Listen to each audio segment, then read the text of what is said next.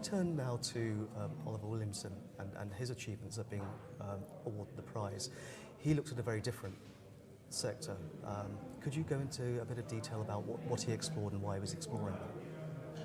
Yes, so his question is really not about user groups or associations, but about commercial firms.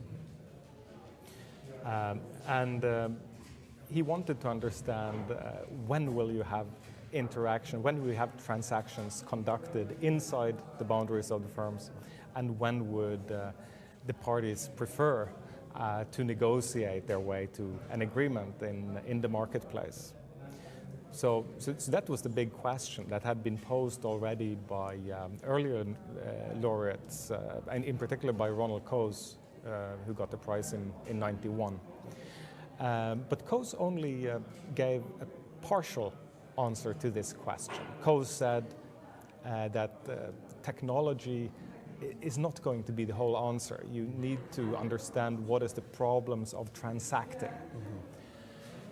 And what Williamson has done is to flesh out that answer in much more detail so that we can take it to data and see if you can have a theory that stands up in a scientific way.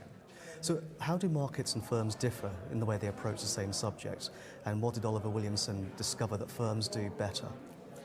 Well, so his argument is that the problem with market interaction is that you need both parties to agree. And that means that I have an incentive to bargain strategically with you and vice versa. We may spend resources on that, and we may, in the end, we may fail to agree indeed because we push too hard.